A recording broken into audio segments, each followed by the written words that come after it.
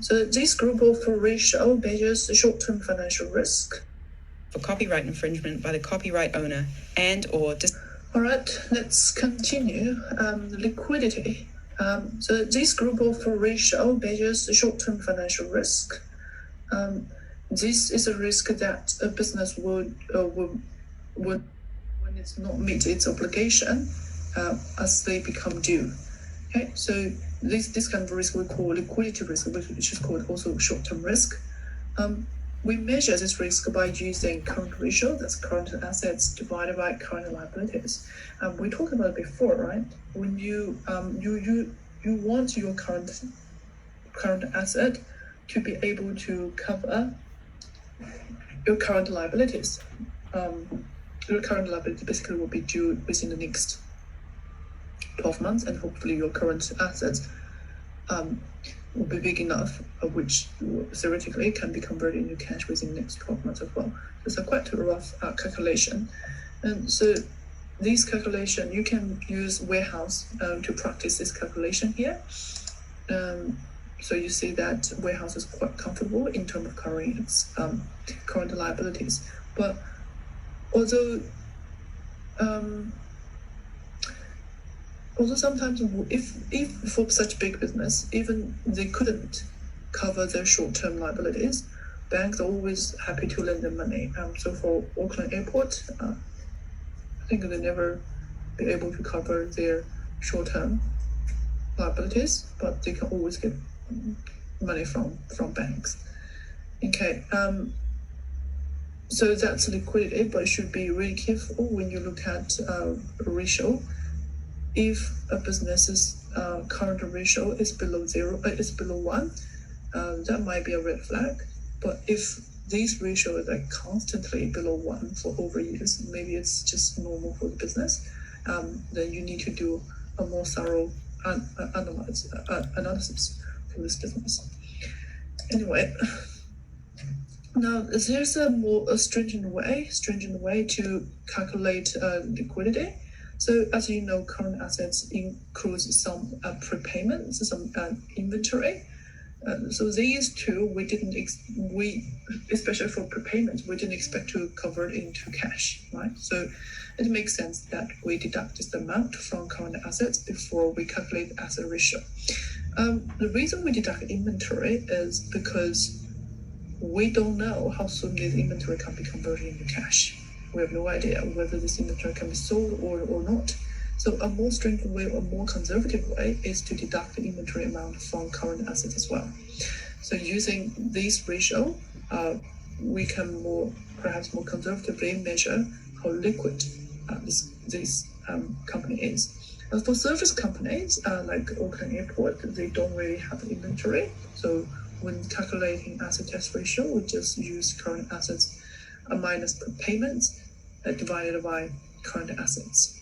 Okay, so that's liquidity. Next one, we're going to look at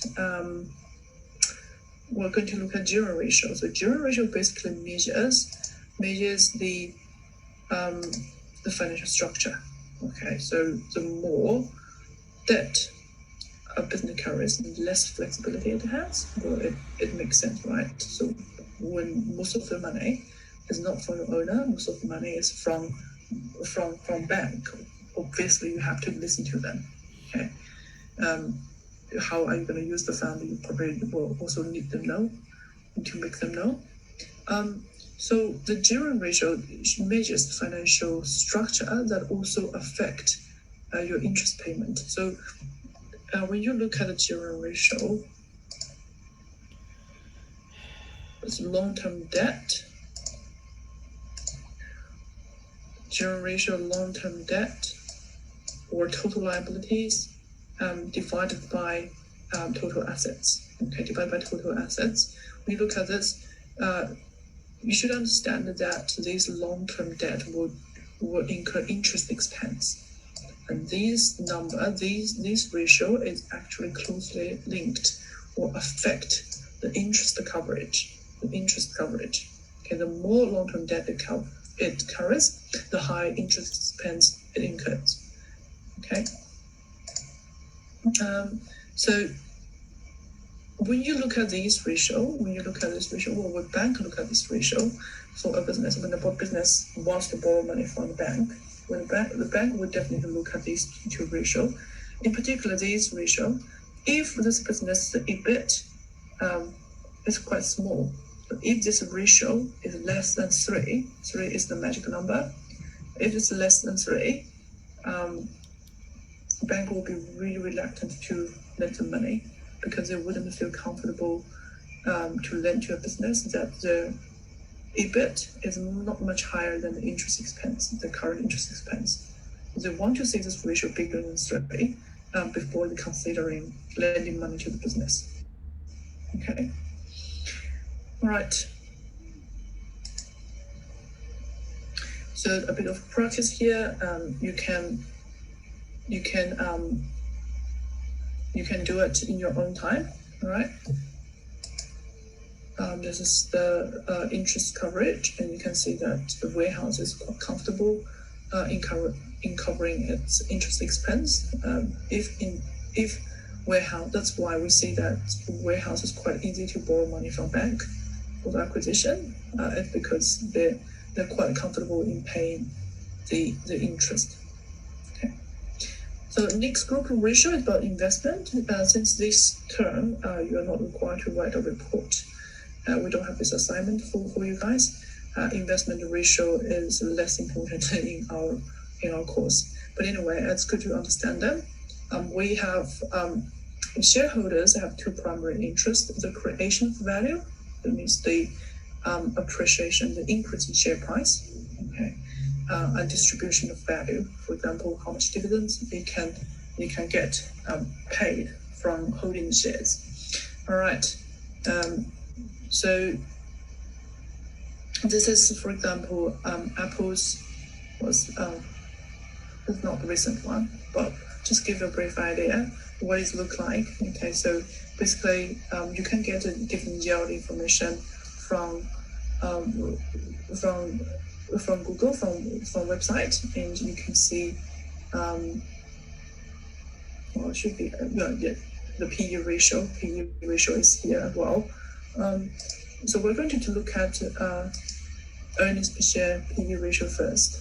Okay, so earnings per share is measures the profit available to common shareholders on a per share basis. The calculation is net profit divided by weighted average common share outstanding. You don't have to know how earnings per share is calculated because it's shown on the face of the income statement. You can find it on the face of the income statement. But in case you are curious about what weighted average means, I'll give you an example here. All right. So let's just say a company at the beginning of the year has 4,000 shares. So on beginning, so just January, 1st of January. Okay, 1st of January, it issued 4,000 shares. Not issued. On 1st of January, it has 4,000 shares. 1st of January had 4,000 shares. But on 1st of April, so 3 months later, it issued another 8,000 shares. That makes the company has 12,000 shares, right? From 1st April. So the weighted average over this period of time, over this financial year, should be 10,000. The calculation is 4,000. That 4,000 shares in the first quarter of the year, and $12,000 in the last 3 quarters of the year. So this is how we weighted the period. Okay, the shares. Okay, so that's how earnings per share is calculated. You have the warehouse's financial statement. You will find earnings per share here. So we have basic earnings per share. We have a diluted earnings per share. So diluted earnings per share basically take into account of the director's options. You don't have to worry about that, but if you're interested, you can look at notes no, 16 on the warehouse financial annual report. But there's not quite a big difference between these diluted earnings per share or basic earnings per share. But if you're making comparison over the years, you better stay with one criteria. So if you're comparing diluted earnings per share, you compare diluted earnings per share across the years. You don't compare diluted earnings per share with basic earnings per share. Okay. All right. So here we can find the earnings per share. The PE ratio namely is price divided by earnings related to the market value per share. Market price per share divided by earnings per share. So this ratio answers the question: how many times current earning is an investor willing to pay for one share of company? For example, let's see the examples here. So let's just say for company ABC, the current share price is $10. The earnings per share is 50 cents. PE ratio basically means it takes 20 years for this investor to recoup his investment. 20 years. For company DEF, the current share price is $50. Earnings per share, so each share makes $5 profit each year. So it takes 10 years. The PE ratio shows it takes 10 years for the company, for the shareholder to recoup its investment. So whether we want a high PE ratio or low PE ratio, there's no correct answer. So when PE ratio is high, that means the price is quite high relative to its earnings. That shows market potential investors are very confident in the potential in the company's future. That shows confidence. But sometimes the market get too heated up, so the share price might be estimated too much. It's not a good reflection of the true value of the company. So the PE ratio might be overestimated. It's really hard to tell. But still, people look at PE ratios to look at the potential of the company.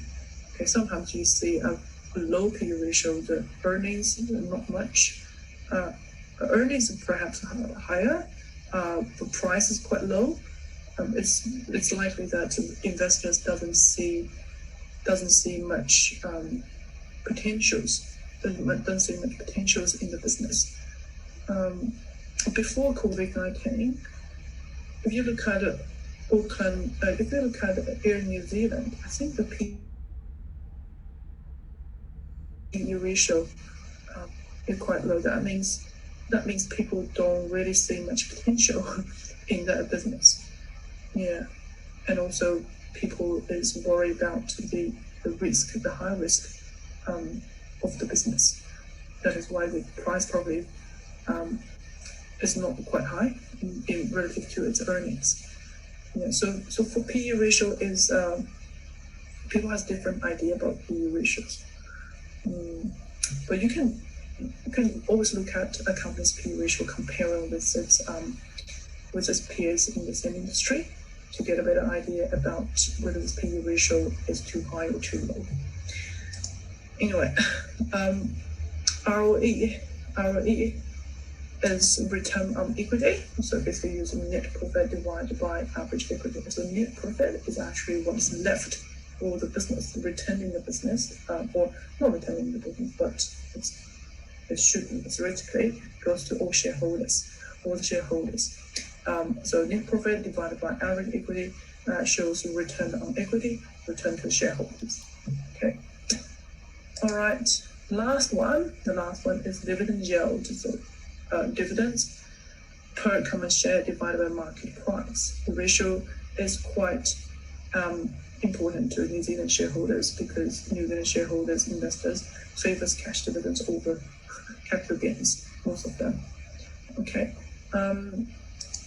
Well, that's all. That's all for our ratios. Of course, there are limitations of the ratio analysis. So, for example, the quality of the underlying financial statement affects the usefulness of the ratios. So, how they calculate these numbers. Sometimes it's a big question mark.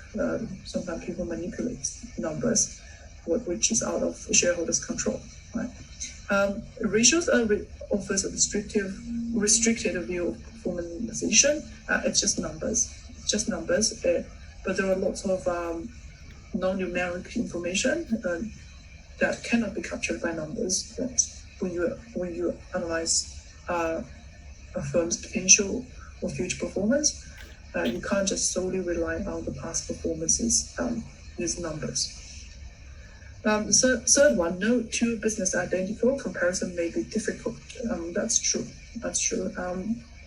Although businesses might be in the same industry, it probably still has many differences.